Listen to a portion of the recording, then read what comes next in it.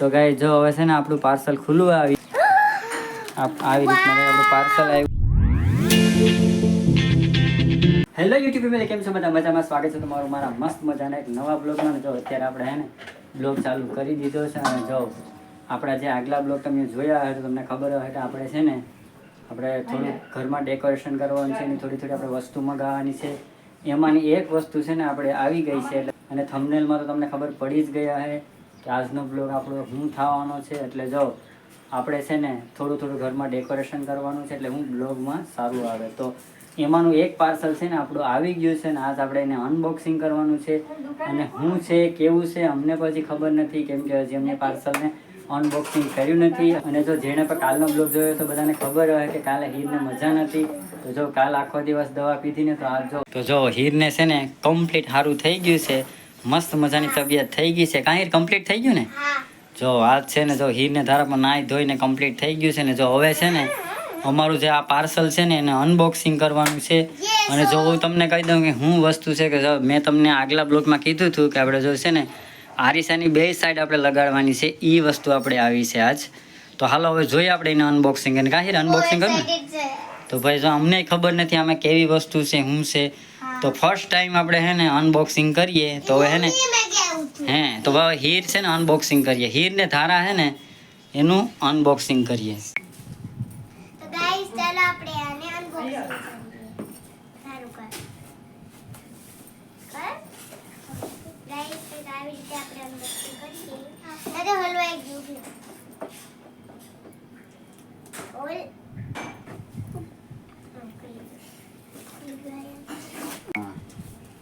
Guys આપણું parcel unboxing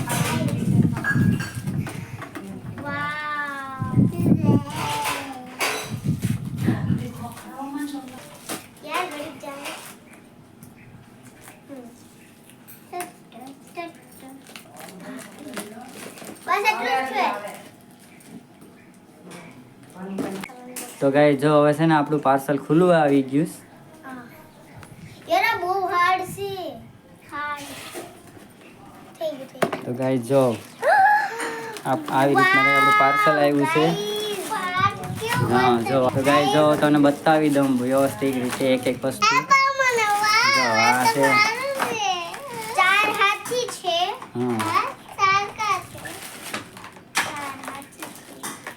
હા લગાડવાનું છે.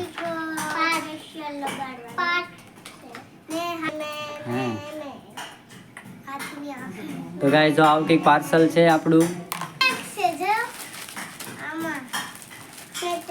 So pretty guys, wow. मैं चली guys अब एक और लगाना है. काहे लगाना है? આંખ છે કા એ બતાવી દો. જો આ છે બરાબર. આ એની આંખ છે. આ એની આંખ છે અહીંયા. તો ગાઈ જો અમને છે ને થોડુંક સેટ કરી નાખ્યું છે આને કે કેવી રીતના લગાડવાનું છે. એટલે તો તમે પણ જોઈ લો. જો આવી રીતનું આપણું કંઈ પાર્સલ આવી ગયું છે. અને જો આ છે ને એની પીનું છે લગાડવાની, આપણે દિવાલે લગાડવાની છે. આ આંખ છે. અને જો આ છે ને મસ્ત મજાનું જો આપણું પાર્સલ આવી ગયું છે. ને આમાં છે ને એકમાં આપણે છે ને મસ્ત મજાના ફૂલઝાડ મૂકવાના છે. ને ગાઈ જો તમને બરાબર આ બતાવી દઉં આપણે શું વસ્તુ આવી ને. ગાઈ જો તમને ફૂલ લુક બતાડી દઉં. જો આવી રીતની કંઈક વસ્તુ આવી છે. અને ગાઈ જો આપણે ક્યાં લગાડવાની છે ને એ પણ હું તમને કહી દઉં કે અત્યારે છે ને તો ગાઈ છે ને આપણે જો આ જગ્યા છે ને બે સાઈડ લગાડવાની છે બરાબર. તો જો આવી રીતના કંઈક આપણે અહીંયા લગાડવાની છે. જો આ આપણો આરીસો છે ને એની બાજુમાં જો આપણે આ લગાડવા. તો ગાઈ જો આપણો આરીસો છે ને એની એક સાઈડ જો આવી રીતનું આવવાનું છે.